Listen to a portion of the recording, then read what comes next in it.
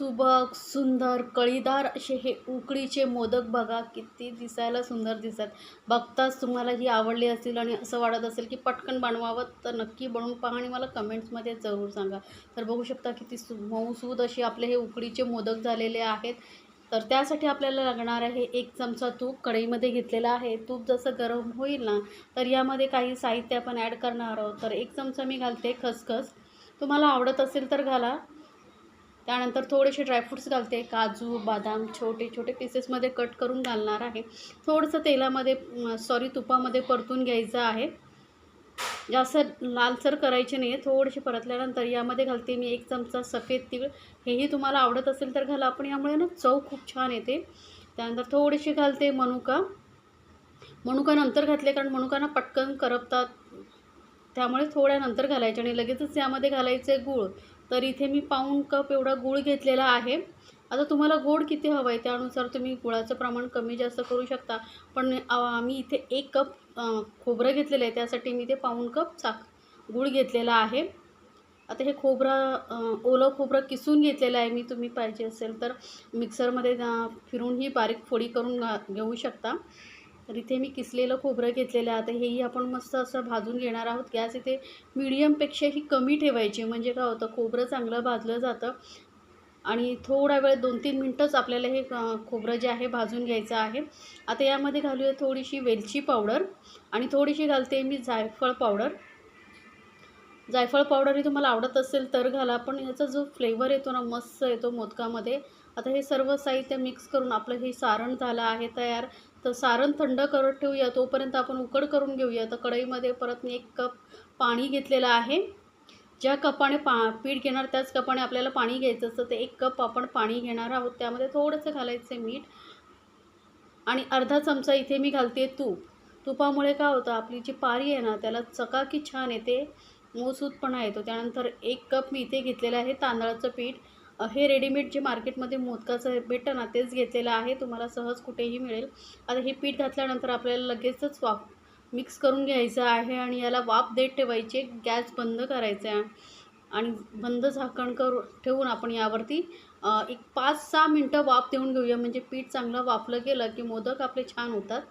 तर आता पीठ थोडं 5-6 मिनटानंतर आपण एका परातीमध्ये काढून घ्यायचं आहे. थोडं हलकंसं थंड झालं ना की मळायला सोपं पडतं. तर आता खूप गरम आहे पीठ, तर थोडं थंड करण्यासाठी आपल्याला काय करायचं आहे, एखादा ग्लास किंवा वाटी घ्यायची, त्याने हे पीठ आधी मळून घ्यायचं आहे, कारण खूपच गरम आहे, हाताला चटके लागत आहेत. तर हे असं ग्लास वगैरे घ्यायचं आणि त्याने हे असं चांगलं पीठ मळून घ्यायचं. यामुळे काय होतं, एकतर पीठ जे आहे मऊही होतं आणि थोडं थंडही होतं, म्हणजे आपण हाताने याला स्पर्श करू शकतो, एवढं थंड होतं.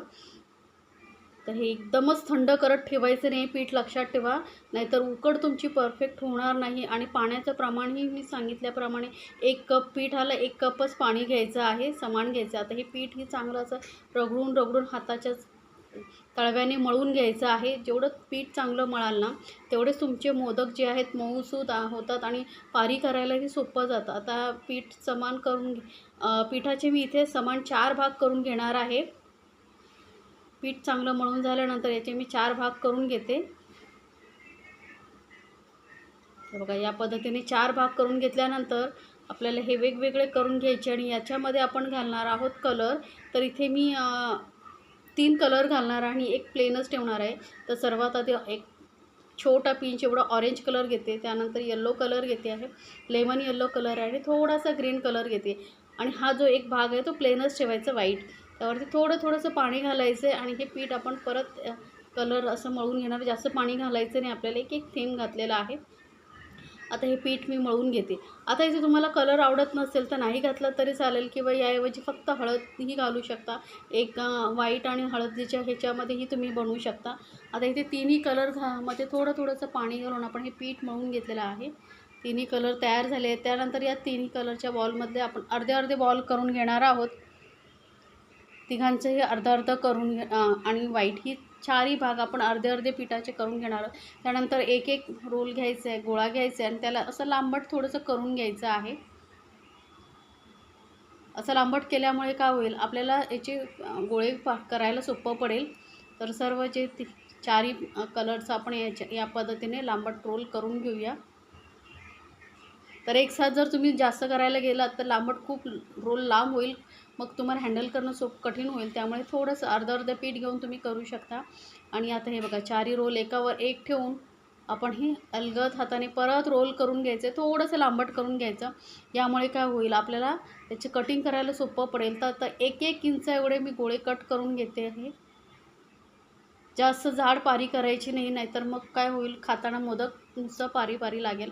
आणि त्यानंतर हाताने असं चपटा करून घ्यायचं आहे. बघू शकता 1-1 इंचाचे रोल करायचे आणि अलगद हाताने चपटून घ्यायचं. गोल नाही फिरवायचं, लक्षात ठेवा.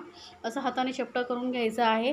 त्यानंतर हे एक जो बॉल आहे घ्यायचा आहे, हाताला सुकं पीठ लावायचे आणि याची पातळ अशी पारी करून घ्यायची आहे. मध्यभागी थोडंसं किंचित जाड ठेवायचं आणि साईडने आपण याला पातळ करत यायचं. म्हणजे याला आपण जेव्हा कळी देतो ना, तेव्हा ते व्यवस्थित कळी पाडता येते. आणि जर मध्यभागी तुम्ही पातळ केला तर काय होतं, उकडल्यानंतर मोदक ना मध्यभागी फाटू शकतात. तर मग पातळ बाजूने केल्यामुळे काय होतं, आपण जेव्हा याला शेप देतो, कळ्या पाडतो, तेव्हा ते जाड जास्त वाटत नाहीत. आता अलगद हे बघा, या पद्धतीने आपण हे प्लेट्स ज्या आहेत करून घ्यायच्या आहेत, कळ्या काढून घ्यायच्या आहेत, जवळ काढायच्या आहेत. 3 बोटांच्या साहाय्याने मधल्या बोटाने बाहेरच्या साईडला ढकलायचं आणि बाजूच्या 2 बोटांनी याला दाबून असं खालपर्यंत आपण याला ज्या कळ्या आहेत पाडून घ्यायच्या आहेत. पटापट मी तुम्हाला दाखवते बघा. एकदम सोपं आहे. उकड जर तुमची परफेक्ट झाली तर तुमचे हे कळीदार मोदक तयार होतात. अलगद हाताने वरच्या साईडला गोल फिरवत यायचं आहे. वरचं जे टोक आहे व्यवस्थित पॅक करायचं. आता जास्त मोठा गोळा घेतला नाही, त्यामुळे वरचंही पीठ एक्स्ट्रा निघत नाही. तर बघू शकता किती सुंदर असे आपले मोदक तयार होत आहेत.